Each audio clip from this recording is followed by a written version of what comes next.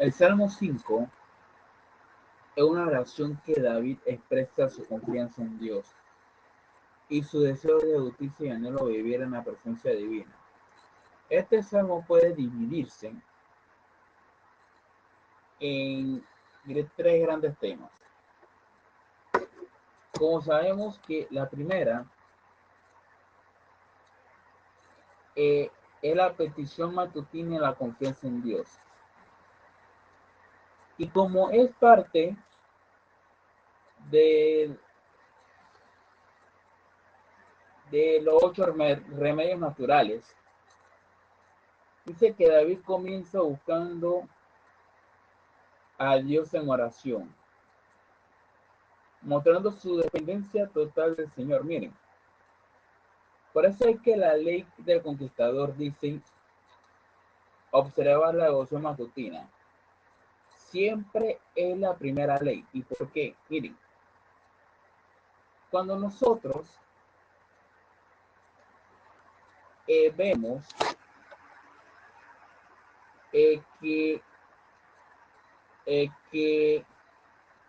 siempre debemos de poner a Dios en primer lugar.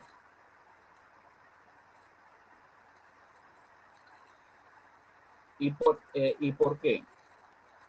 Miren, y es lo que refleja Salmo 5, observar la devoción matutina, buscar a Dios de temprano. Y cuando vemos que David se dirigía a Dios para iniciar el día, mostrando la primera prioridad, que era la comunión con el Señor. Esto implica el tiempo para orar, para leer la palabra, al menos poner el día en la mano de Dios. Ya usted puede poner el tiempo que sea necesario para usted. Hasta con un minuto usted puede hablar con Dios. Solamente dedicarle, como es un ejemplo, ese minuto. Pero si usted tiene la matutina, leer la Biblia, cosas así, es válido. Entre mayor la comunión con Dios, es mucho mejor. Ahora, el contraste entre el justo y el malvado. David conoce que Dios no se complace de la maldad. Él es justo y no tolera la arrogancia, el engaño y la violencia.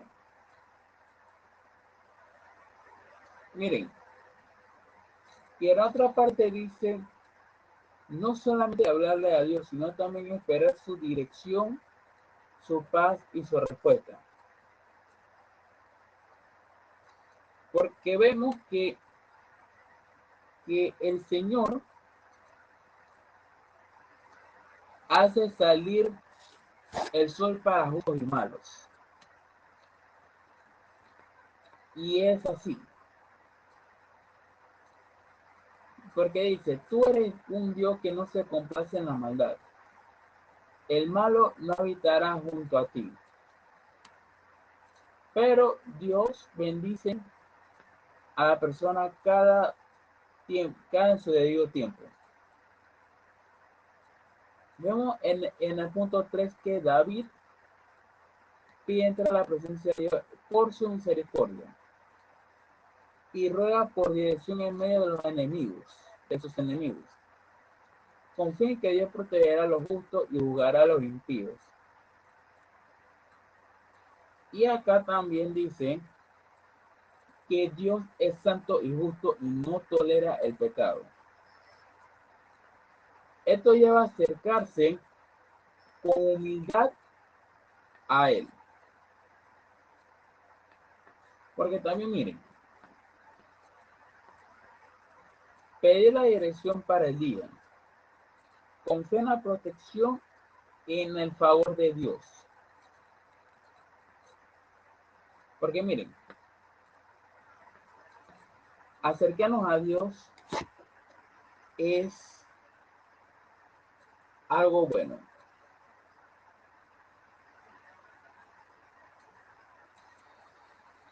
Pero bien, dice que nosotros debemos reconocer nuestra necesidad depende de Él. Buscarlo con seriedad y fe. Y apartarnos del pecado. Y no solamente en la mañana, también hay que buscarlo siempre. Pero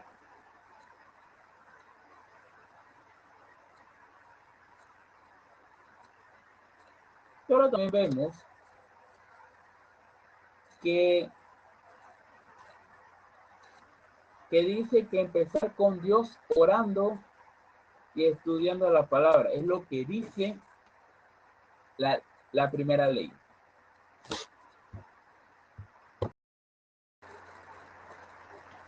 Cuando en Apocalipsis 14 encontramos una pueblo de Dios sobre el monte de Sion, se encontraba al oeste lo que es la ciudad vieja en Jerusalén.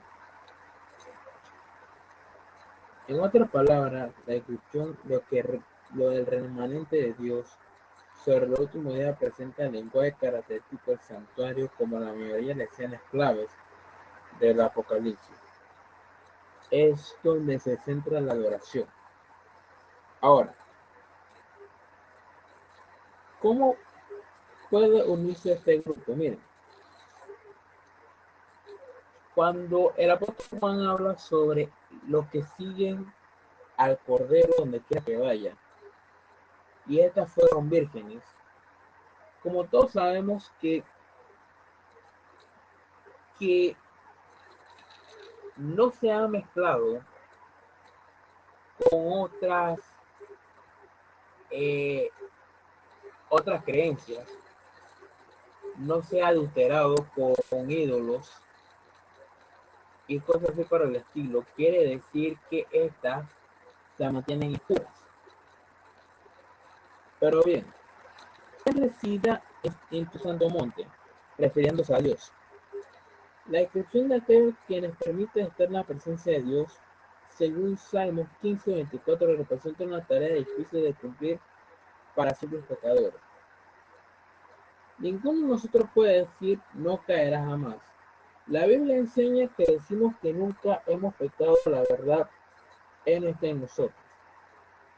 La única conclusión posible a la que podemos llegar al Cordero es que nos permite llegar a estar de monte en el monte Sion. Aunque el Cordero no ha mencionado en los dos salmos de David, aparece en la descripción de Apocalipsis 14. Da la impresión de Apocalipsis 14 responderá a la pregunta de David, ahora como el Cordero de Dios que ocupa en el santuario. Pero bien, ¿cómo así? Ahora, si vemos más allá, es porque Dios desea que lo adore. Dios quiere que seamos el centro de adoración para Él, que lo adoremos a Él, solamente a Él. Pero bien, ¿por qué el salmista habla sobre la adoración? Si no bien, el epicentro es la adoración. Y Dios quiere la adoración de cada uno de nosotros.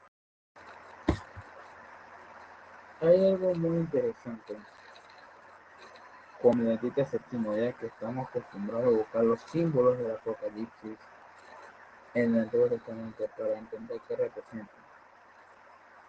Pero también el libro de los Salmos habla sobre la experiencia que va a tener Jesús en el futuro. y la experiencia que tiene nosotros al confiar que Él es nuestro pastor. No solamente refiriéndonos al Salmo 23, sino también en muchas ocasiones, refiriéndose a Dios. De hecho, el libro de Salmos declara quién es Dios. También declara su poderío. También el libro nos declara quién es el que mora en los cielos. También cuando Moisés estuvo en la construcción del tabernáculo, no se permitió utilizar cualquier diseño, sino el que Dios habría pedido. Y a la medida, ¿por qué? Porque cuando Dios le presentó el modelo, era el modelo exacto que había en el cielo, pero a diferencia que el terrenal era una representación en réplica de lo que había en el cielo. Pero cuando vemos en Éxodo 25:8 dice, y me hará un santuario para que yo more en medio de ustedes. Necesitaba era un pedazo de cielo para que el Señor pudiera morar en medio de ellos. Solamente, como había dicho, que el santuario celestial era la referencia original de lo que había en el santuario terrenal, solamente que era una réplica del santuario terrenal.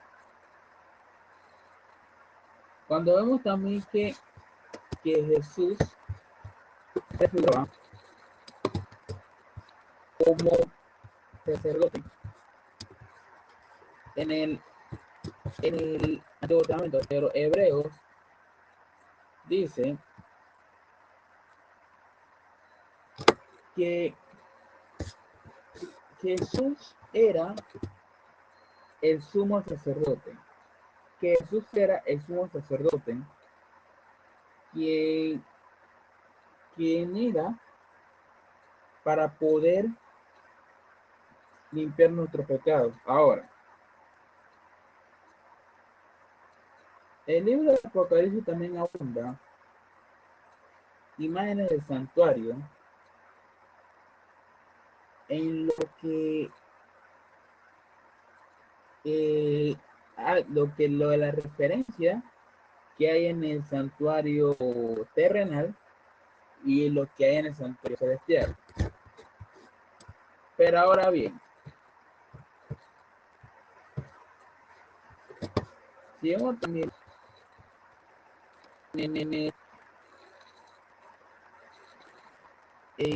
el santuario, el mismo Jesús puso como hacia él, sin ningún tipo de, de referencia a quien supiera.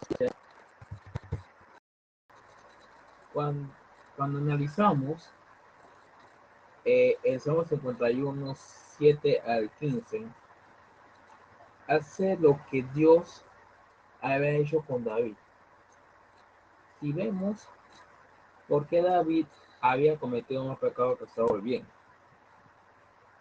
recordemos todas las atrocidades que ha hecho y que Dios perdonó y David alcanzó misericordia. Ahora, ¿cómo podemos explicar el plan de salvación? ¿Cómo podemos proclamar la salvación? Miren, sencillo. El mismo Jesús predicó sobre el perdón también. Tanto uno cura a Cristo nace en el corazón un deseo vivo dar a conocer a los demás cuán precioso amigo ha encontrado en el Señor Jesús. La verdad salvadora y santificadora no puede permanecer confiada en el corazón. Si estamos revestidos de la justicia de Cristo, regozamos al Espíritu, no quedaremos callados. ¿Por qué? Porque el Señor Jesús, el que bendice, el que tiene la misericordia para que alcancemos el perdón. Si vemos la advertencia de los tres ángeles, no son otra cosa que la esperanza y la confianza de estos mensajes que tienen Jesús que me ha hecho para ellos, fuera del Evangelio eterno. Realmente no tenemos nada de valor que desear al mundo. Nuestra misión es desear al mundo. En su sabiduría Dios ha comisionado a los redimidos para servir a su deseo en favor de un mundo caído. Y el Señor sabe que somos capaces de hacer. Cuando vemos que los salmos de David es como una oración, a mí también una protección de todo lo largo de la vida que ha vivido David. Así que, queridos hermanos, que pasen feliz sábado y que el Señor me lo bendiga y me lo guarde. Bendiciones. La ley en nuestros corazones. Miren, aquí hay algo muy interesante en Éxodo 33, de 18 al 40, al 23. Son 5 versículos. Y si vemos que esto es, es, como, es como decirlo, más, más a fondo. Pero Moisés pidió ver la gloria de Dios.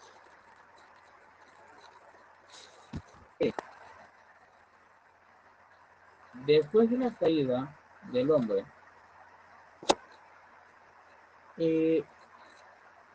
no, ningún ser humano ha podido hablar con Dios cara a cara. Solamente un ángel peleó con Jacob. Abraham pudo ver a Dios, pero no pudo ver su rostro en el momento cuando los ángeles fueron a visitarlo, cuando se postró.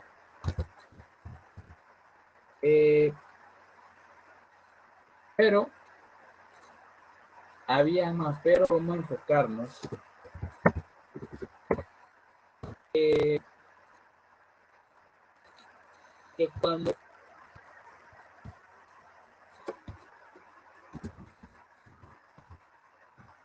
el Señor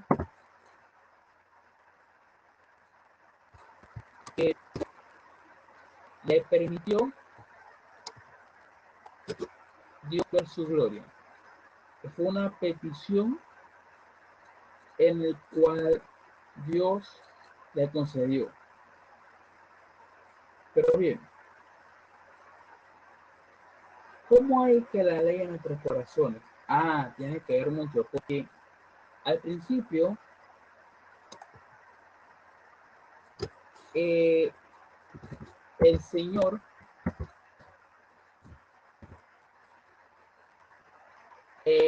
puso la ley en el corazón. Después que el pueblo de Dios salió del pueblo de Israel, de Egipto, perdón, el mismo Señor escribió las tablas.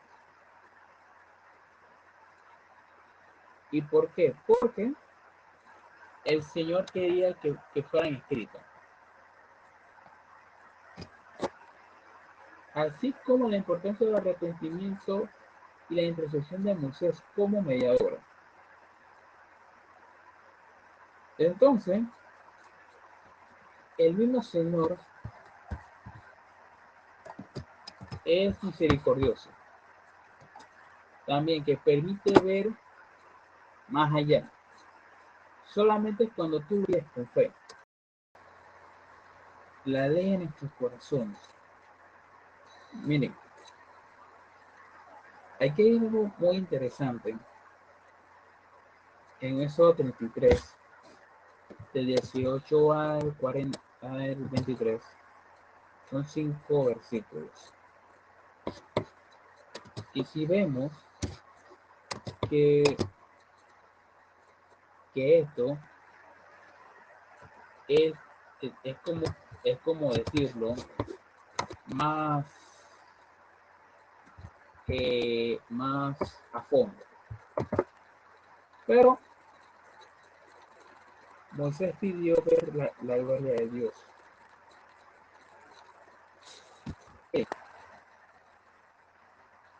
Después de la caída del hombre, eh, no, ningún ser humano ha podido hablar con Dios cara a cara. Solamente que un ángel peleó con Jacob. Dio, Abraham pudo ver a Dios, pero no pudo ver su rostro en el momento cuando los ángeles fueron a visitarlo, cuando se postró.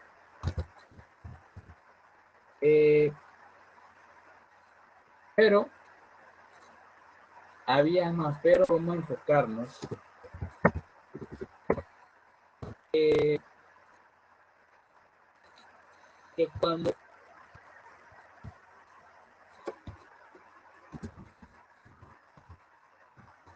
el Señor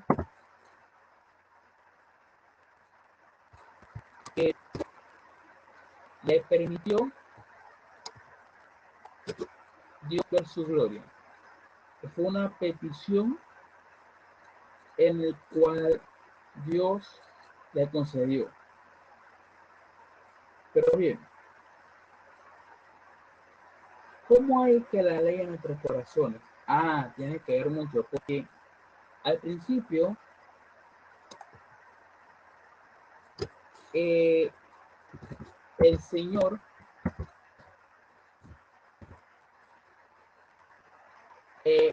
puso la ley en el corazón. Después que el pueblo de Dios salió del pueblo de Israel, de Egipto, perdón, el mismo Señor escribió las tablas. ¿Y por qué? Porque el Señor quería que fueran escritas.